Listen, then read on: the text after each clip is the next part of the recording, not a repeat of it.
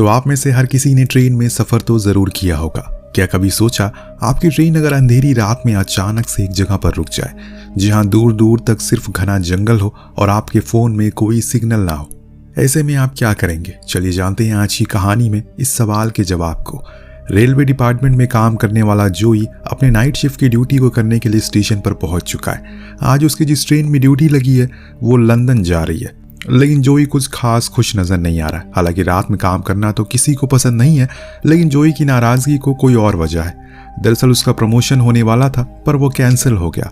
जिसको ये प्रमोशन मिला है वो वही शख्स जिसने उसकी नाइट शिफ्ट लगवाई है, यानी कि जले पे नमक छिड़कना। ट्रेन में वो आया और सभी की टिकट वगैरह चेक करने लगा, पर किसी ने उसे सीधे मुंह बात तक नहीं की। खैर ये कोई नई बात नहीं है, जोई को अब इसकी आदत पड़ चुकी है। अब दूसरी बोगी में वो गया तो वहां उसे एलन दिखी, जिसे देखकर उसका मुंह थोड़ा सा खिल गया। वो एलन से प्यार करता है और ये जानकर उसे खुशी भी हुई कि आज उसकी भी सेम ट्रेन में ड्यूटी लगी है। जब एलन ने उसे देखा तो वो फौरन उसके प्रमोशन वाली बात को लेकर सिंपैथी जताती है और धैर्य रखने को बोलती है। जोई को सुनकर अच्छा लगता है कि कम से कम उसका हालचाल तो पूछने वाला कोई है। इतने में एक मोटा पैसेंजर जिसे टॉयलेट आ जाती है तो वो उतर कर चला जाता है, तो जोई उसे एक सीट पर बैठकर थोड़ा रिलैक्स करने लगता है। बाहर तेज बारिश हो रही है, चांद पूरा निकला हुआ है, जिसका मतलब साफ है कि आज अमावस की रात है। इसी नज़ारे को देखते देखते जोई की आंख लग जाती है, लेकिन न जाने कैसे ट्रेन रुक गई। लोको पायलट को भी कुछ समझ नहीं आया कि ये इमरजेंसी ब्रेक कैसे लगाई गई। ऐसे ही कुछ हाल पीछे बैठे पैसेंजर का भी होता है, उन्हें भी कुछ समझ नहीं आ रहा है कि अचानक क्या हुआ। जोई अब सभी को शांत करने में लग जाता है, क्योंकि कुछ उसमें से काफी बूढ़े थे जिन्हें डर लगने लगा है, क्योंकि उन्होंने जब देखा कि बाहर घना जंगल है तो उनकी धड़कनें तेज हो गई। इतने में लोको पायलट ने स्पीकर में इन्फॉर्म किया शायद कुछ व्हील के नीचे आ गया है, इसीलिए उसे जाकर चेक करना पड़ेगा। बाकी घबराने की कोई बात नहीं है। इधर जोई अब एक कोचेस में जाकर सिचुएशन को चेक करता है। इस तरफ लोको पायलट अब नीचे उतरकर वजह ढूंढने में लग गया, लेकिन अंधेरे में उसे कुछ भी दिखाई नहीं दे रहा था। काफी दूर तक वो ऐसे ही चलता रहा, परंतु कुछ नहीं मिला। वो वहीं अंदर पैसेंजर अब समय बीतने के साथ और घबराने लगते हैं, जिन्हें जोई लगातार शांत करवा रहा था। उसी समय हम बाहर लोको पायलट को देख पाते हैं, जिसे आखिरकार वो वजह मिल गई है जिसके कारण ट्रेन रुकी थी। दरअसल एक हिरन था जो कि ट्रेन के नीचे आ गया, जिसे निकालने में वो लग गया, पर वो निकल ही नहीं पा रहा। इस बीच उसे कुछ अजीब सी आहट आई, जैसे मानो कोई उसे नाम से पुकार रहा। ये सुनकर वो थोड़ा घबरा गया, लेकिन वो अपनी जगह से भागा नहीं, बल्कि वहीं खड़ा रहा और कोशिश करता रहा। तभी अचानक कोई चीज उसकी तरफ तेजी से आती है और उस पर हमला करके खत्म कर डालती है। वो जो कुछ भी था, हमने उस चीज को पूरा तो नहीं देखा, लेकिन हाँ उसके पैरों से इतना पता चल पाया है कि वो जो कुछ भी है आधा इंसान है और आधा जानवर है। और इतनी देर ट्रेन कभी नहीं रुकती, इसीलिए अब सभी परेशान हो जाते हैं और जोई से पूछने लग जाते हैं कि आखिर वजह क्या है, आखिर हमें कोई कुछ बता क्यों नहीं रहा है। जोई एलन को लेकर इंजन में जाता है ताकि पायलट से कुछ पूछ सके, लेकिन वहां तो पायलट था ही नहीं। हालांकि गेट खुला तो उसने लगा शायद वो बाहर गए होंगे चेक करने के लिए, लेकिन आखिर उन्हें इतनी देर क्यों लग रही है। इस सवाल के साथ वो वापस आ गया। इस बार ये सभी पैसेंजर उसे घेर लेते हैं और इन्हें बताना ही पड़ जाता है कि हम इंजन में गए थे, लेकिन वहां लोको पायलट से बात नहीं हो पाई। ये सुनकर सभी की सांसें फूलने लगती है। बीती रात अचानक वो कहाँ चला गया। इतने में एंड्रयू नाम का एक शख्स कहता है, अब हमारे पास दो ऑप्शन है। जहां तक मुझे लगता है ये ट्रैक एकदम सीधा है, तो अगर हम पैदल चले तो हो सकता है कि पास वाले स्टेशन तक पहुंच जाए। दूसरी चीज ये है किसी की मदद आने तक इंतजार करें। मैं आपको बता दूं ये एकदम रिमोट एरिया है, तो यहाँ पर मदद आने में काफी देर लग जाएगी और मदद को बुलाने के लिए हमारे पास नेटवर्क भी नहीं है, इसीलिए जो कुछ भी करना है जल्दी करना होगा। यहाँ पर एल्डरली लोग ज्यादा हैं, अगर उनकी तबीयत खराब हो गई तो कौन जिम्मेदार होगा। जोई सभी को इनकार कर देता है, क्योंकि अगर वो बाहर गए तो उसकी जॉब चली जाएगी। सभी ने उसे समझाया यहाँ से स्टेशन ज्यादा दूर नहीं है, अगर हम पैदल चलेंगे तो पहुंच सकते हैं, अगर यहाँ इस जंगल में ज्यादा देर खड़े रहे तो दिक्कत हो सकती है। जोई को आखिर में सभी की बात माननी पड़ती है, जिसके बाद वो इन लोगों को लेकर बाहर आया और खुद आगे चलते हुए सभी को पीछे आने को कहा। इस बीच इन्हें जंगल में काफी कुछ सुनने को मिला, या फिर ये आगे बढ़ते गए। इस बीच सबसे आगे चलने वाले जोई को अपने ही पायलट की लाश दिखी, जिसे बीच से फाड़ दिया गया था। ये देखकर सभी और ज्यादा डर जाते हैं और भागते हुए ट्रेन में वापस आ जाते हैं, लेकिन जो एल्डर कपल थे वो पीछे रह जाता है। हालांकि इन्होंने आदमी को तो चढ़ा लिया, लेकिन औरत पीछे ही रह जाती है, जिस पर वो शैतान हमला करता है, पर इन्होंने उसे खींचकर अंदर ले लिया। एलन फौरन उसके पैरों से बह रहे खून को रोकती है, क्योंकि वो काफी घायल थी। तभी वहां शैतान फिर से इनकी ट्रेन से टकराता है और अपने नोखीले हाथों को ट्रेन की दीवारों पर खरोचता है, जिसे सुनकर हर किसी की रूह तक कांप जाती है। किसी को कुछ नहीं पता है कि ये कौन है, कहां से आया है, पर सभी ये जरूर पता है कि अगर ये बाहर गए तो वो नहीं बचेंगे।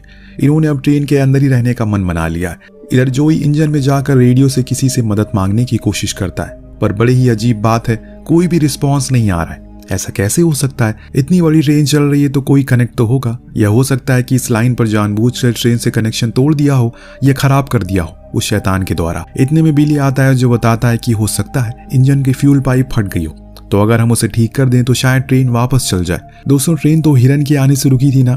खैर, अब सभी एक साथ बैठकर डिस्कस करने लगते हैं अब इन्हें क्या करना है। तो कोई कहता है कि इन्हें यहीं रुकना चाहिए, कोई कहता है कि इन्हें एक बार और कोशिश करनी चाहिए क्योंकि यहाँ रुकने से कोई फायदा नहीं होगा। वो बूढ़ी लेडी कहती है अगर तुम में से कोई बाहर गए तो तुम सभी को वो चीर देगा। वो कोई जानवर नहीं बल्कि एक शैतान है। वो इतना जालिम है जैसे कोई जहन्नुम का देवता हो। कि तभी अचानक से टॉयलेट के अंदर से अजीब सी आवाजें आने लगी। ऐसा लग रहा है मानो अंदर से कोई बाहर आने की कोशिश कर रहा हो। 3 लोग उसके पास धीरे धीरे करके गए और जो निकला उसे किसी की उम्मीद नहीं थी। दरअसल ये वही मोटा आदमी था जो 2 घंटे खाने के बाद 4 घंटे से टॉयलेट में था। क्या आपने कभी इसी तरह किसी पैसेंजर को देखा है जो ट्रेन को टॉयलेट से भर दे? अब मौजूदा लोग उसे सब कुछ बताते हैं पर वो तो मानने को राजी नहीं था ऐसा कुछ भी हुआ है। इस बीच हम केट नाम की औरत को देखते हैं जो कि नीना नाम की टीनेजर गर्ल के पास जाती है और बताती है कि उसकी तरह हूबहू उसकी भी बेटी है, तो वो घबराए नहीं, सब यहाँ पर अपने ही है। ये सुनकर नीना को थोड़ा सुकून मिलता है। इस बीच जब एलन उस बूढ़ी लेडी के जख्मों को देखती जो तेजी से सड़ना शुरू हो गए, ये देख वो खुद भी दंग रह जाती है। तभी अचानक से वो शैतान गेट को जोर जोर से पीटने लगता है जैसे मानो वो अंदर आकर सभी को खा जाएगा। लेकिन इसी वक्त नीना के फोन में सिग्नल आ गया जिसे उसके पास उसकी माँ की कॉल आई। वो इतना ज्यादा घबराई हुई है कि इन हालातों से वो बता नहीं पाती कि तभी एक खूंखार पंजा आता है और उसे पलक झपकते ही खिड़की से बाहर ले जाता है। ये वही शैतान था जो नीना को सभी के सामने उठा कर ले गया। कोई कुछ नहीं कर सका, सब के सब बस देखते रह गए। लेकिन जेट अब गुस्से में आ गया। उसका कहना था कि नीना की तरह सब के सब मारे जाएंगे अगर उन्होंने कुछ भी नहीं किया। इसीलिए इससे पहले कि वो हमें मार दे हमें उसे खत्म कर देना चाहिए। सभी को उसकी ये बात ठीक लगी, इसीलिए सब अपने अपने हथियार तैयार कर लेते हैं। जिस बोगी में रहते हैं उसकी खिड़की दरवाजों को सील कर देते हैं पूरी तरह ताकि वो अंदर ना आ सके। लेकिन क्या सच में उसे इन चीज़ों से रोका जा सकता है? इस बीच घायल औरत केट से पूछती है क्या उसके बच्चे हैं, तो वो हाँ में जवाब देती है। जो सुन औरत रोना शुरू कर देती है।